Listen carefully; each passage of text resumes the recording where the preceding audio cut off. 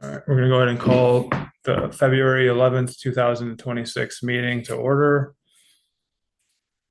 Do we have a motion to accept the minutes of the January 14th, 2026 meeting? So moved. Second. We'll move to the monthly operating report for the month of January, and we'll do the engineering report after. If you have any questions through it, let me know. Month of January, we averaged 2.9 million gallons. BOD removal efficiency was 96%, and suspended solids was 98.5%. Total nitrogen removal was 83%, and we were almost 30 pounds under the nitrogen limit. We still have no phosphorus or E. coli testing until April 1st when it's back on the permit, and our solids content was 20.4%. For the operating report, just a couple pump station issues. West Farms pump station, we had a high wet well level. We determined it was a bad switch on the float, so we're replacing it with a new float this month. We actually ordered some different floats for trying. The ones we had the last time didn't last as long, so they're called avocado floats. They just typically last a little bit longer. Centerbrook pump station, we had a generator fault. It was noted the block heater was not running, and the fault was actually a low coolant temp. So we put a new block heater in, and the faults were cleared. Snowberry, the pump bracket and flange came in. This was the one that was causing the pump two faults. It was just leaking on the discharge end of it where the O-ring is. And even with the new O-ring, it was still kind of coming out on the discharge side. It was just corroded. So we're going to install that. And we also put a new float at that station. Batterson Park, we received a new automatic transfer switch. We'll be putting that in this month. We're still waiting for it to come in. It should be end of February or mid-February, hopefully. Mark, is there a working ATS switch in there now? Yeah. So there's an electronic one. We had one outside that we can plug in manually if the other one fails, and that's the one that went. We had a couple issues out there with the boards failing because they're exposed. They're not exposed to the elements, but they're outside in all temperatures. So a couple of them got corroded, and it was cheaper to replace the whole thing than to buy all the boards separate. So pump station and collection systems, we jetted Harold, Lindy, and Peggy Lane. We assisted Highway, in fact, in the 1928 building manholes and storm lines. They're finishing up putting the inverts in a couple of the manholes outside there. We also did some smoke testing up there this morning. Sewer line at 9 Peggy Lane was cameraed, and we vacuumed and cleaned it in response to residents' concerns. We responded to Amberwoods on January 12th. There was water coming out of a manhole. It was actually their private line, but we jetted it and cleared it as a courtesy. Sometimes we can go in halfway to the building and pull out the clog. We typically don't like going all the way in though because we have such high pressures on our truck. We replaced the manhole on Quarry Road after the frame was hit during plowing. We're going to try to do the full thing in the spring once it warms up. We have fog inspections continued in the month of January. And the Yukon pump station, we had the VFD panels received. They're in our maintenance shop right now. And NIC Systems is testing the PLC panel, so we should have everything needed by the end of the month. Repairs and maintenance at the plant. January 6th, we had new brakes calipers on the 150. New polymer injectors were installed on the units. That's used for dewatering and the screw presses. It helps basically thicken the cake. January 22nd, the VFD panels came in. January 26th, the primary scum pump line froze. We flushed it with influent because coming into the plant, it's typically 50 degrees. That thawed it out for a little bit, and then it froze again the same night. So we put a heater in there. Basically, anything that could freeze this year froze in the past like week or two. It's been so cold out, but typically we're ready for everything as heat trace or heaters in it now. January 27th, filtrate pump number 2 also froze. We tied a flushing line and we back flushed it and cleared the blockage in some of the frozen sections. We tried flushing it at first, but there was some ice in there, so we had to basically take it apart. We also put heat trace in there. January 28th, some of the hydrant heads froze. Now, this is even when we leave the hydrants running basically into the tanks, because if you leave them shut like you're spigot at the house, it'll freeze. We keep the water running, it still froze. So we ended up putting some new valves in there, and we basically have them running full bore right now, and we should be past the worst of it now. Mark, do you know what the concerns were at 9 Peggy? Yes, so 9 Peggy, there was a elderly resident who called and she had a new well drilled, and she was concerned that the sewer would go into the well and contaminate her water. So we explained to her that they were not connected. I think it was let's just say misunderstanding. So we went out there, kind of explained to her how it works, cleaned the line to kind of alleviate her concerns, and that was about it. So there's more. We went out there for perception and to try to kind of explain how it works. Where was it? January, we were under the permit by 29 pounds. And we had Encore Fire Protection go through all the fire and sprinkler systems, replaced all the batteries. And that's it for the month. We can do the sewer lateral report as well. Knollwood, they just had a repair on Sanford Avenue. They just had a $2,500 payment.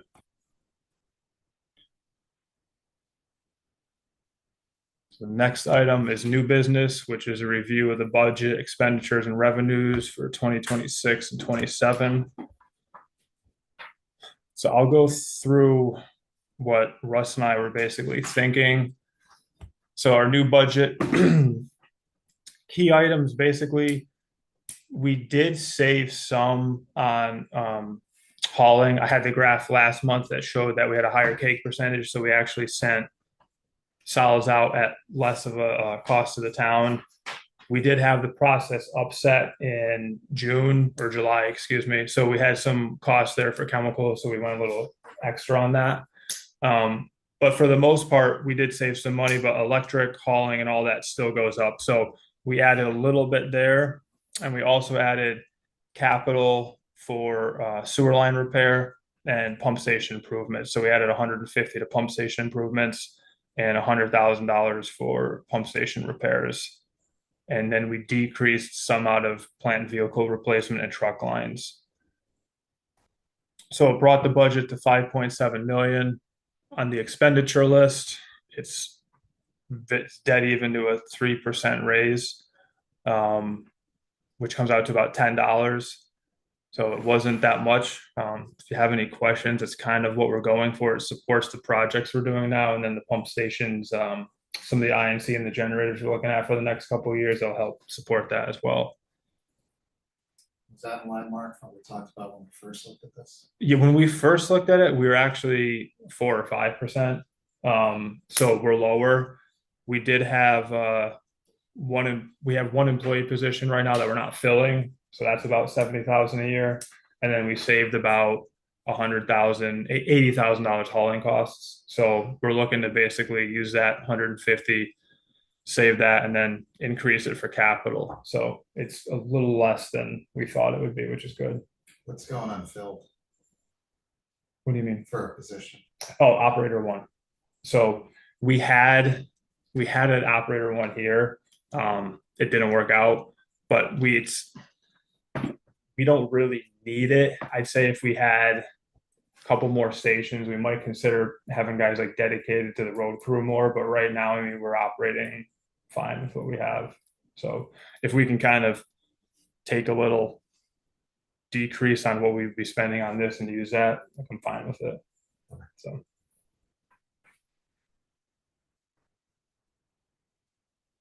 Any other questions on that or the full budget sheet? Typically, like every other year, we just go up 3% on electric, water, gas, and then our big costs are obviously hauling costs here. So before COVID, we were about 300 a year. Right now we're at 650, 615. You can see this decrease right here. And this is conservative because once we tell MDC we have the contract that it's only this amount of tons, we can send them less, can't send them more. So we have to make sure we have enough that we can send out. But we've decreased that, and we've decreased a couple of the other costs too. But typically those continue to increase. And how much are we gonna save when we connect, down in the eastern part of town? For the Take it away from MDC. So I'm still waiting on the final quote. I actually spoke to DPC Engineering this morning about it. They should have it soon. The issue with that is just what is the ultimate cost going to be when we get the flow meter results, right? And my understanding is they don't have to share them. So it could go up $50,000. It could go up $100,000. It might stay where it is, but based on what we've seen in the past 10 years here, it's going to probably increase. But when our new pumping station. When we're online and running, I mean, per year, if you're not counting the initial cost, you're probably saving close to 200. So right now we pay about 165 a year, which we know is going to increase to over 200. And I forget what do we have saved so far for the new station? I think there's about 2, but I'd have to check with Joe Swecky for it. And I know that station, without giving an exact price, that's going to be substantial. So it's 6,600 feet of force main. In my experience, force main is about $1,000 a foot. So you can figure that out. And then we have 2 small stations. So they're not $2 million stations like we would be for a Yukon or a West Farms, but they're still cost. So my guess would be your 6 plus another 1 or 2. Are all the new hookups calculated into the budget in terms of? For like the new ones in town and stuff? Yeah, So we allocate most of it on the expenditure sheet here. Like Russ and I always say we're very conservative on this. So if anything, we're probably low on these numbers, right? So there's a lot of wiggle room. So we try to include most of them. But the idea with the MDC station is like the next couple years, the first one, Yukon will be done in April. Like I discussed, we're getting all that stuff in now. We're going to start it once the ground isn't frozen anymore and everything's kind of a little bit warmer. This was actually a good year that some years you might get away with doing it in the winter, but this would have been a hard one. So we'll have Yukon. The Patrick Flood force main will be once school's out in the summer. So we're going to try to get that when there's no school buses and traffic. And then we're going to do generators at Oakland, Tunxus, and Devonwood pump stations. So at that point, all the stations, the INC, the generators, and the pumps should all be under 20 years old. So we'll have a good hold on them then. And then after that would probably be MDC, but I don't see that in under 2 years. And then we also have the Orchard and Fairview station halfway up from West Farms. So that will be taking the head off of West Farms and we'll be putting a pump station in there. So we'll actually have, in probably 3 or 4 years, 3 new pump stations. So we'll have 20 total. That's the long-term plan. But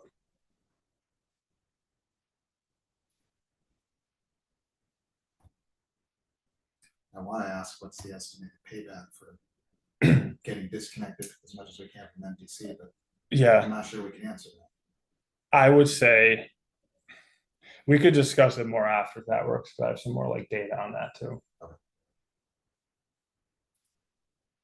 So we can make a motion, unless you guys have any questions, a motion for a 3% increase for the budget, and then I will have you sign and read the legal notice if everybody is good with it. Do we have any feedback from our chair on 3%? Did you have any conversations? So I talked to the vice chair, Kevin Ray. I have even the email. He's 100% on board with it. He had no issues. I know Jim Foote last meeting didn't seem to have any issues with an increase after the meeting, but we were looking at 4 or 5% then, and this is 3% now. So, and we say it every year. It's good to have it on public record. We're still the cheapest in this entire area. I mean, I don't think any town surrounding us is under 400, and we basically had a huge upgrade 7 years ago now, and we only had the 1 increase after COVID. So and we're very competitive with the rates. I'll move that we vote in favor of the 3% increase as printed on the draft, budget. Second. All in favor? Aye.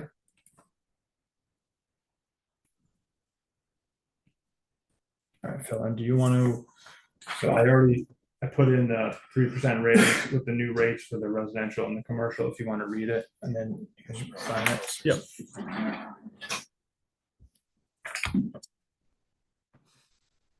Was that, oh, I don't know why that, EI, right? Yeah. You know what I think happens? It auto corrects it on me. I should save it. So this is a legal notice for the Farmington Water Pollution Control Authority, Town of Farmington, notice of public hearing.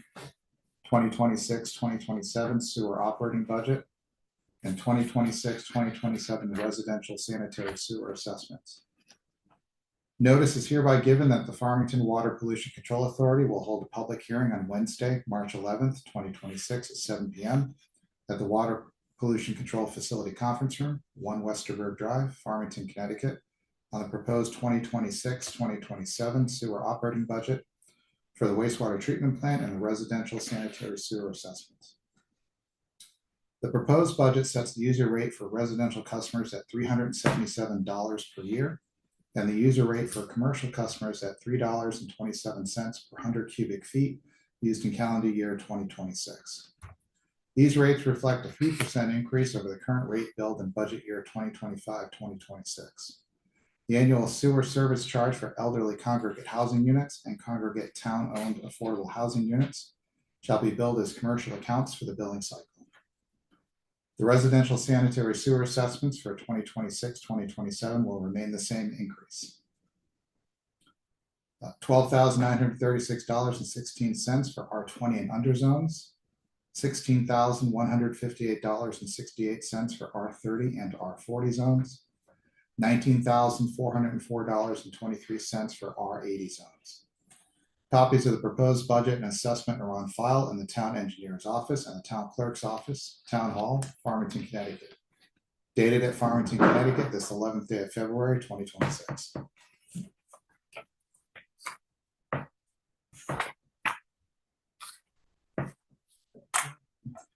And then just a motion to set the public hearing for the 2026-7 budget and assessments for the March 11th, 2026 WPCA meeting. So moved. Second. Thank you. All in favor? Aye. Is there any unfinished business? Let me just see if there's anybody for participants on.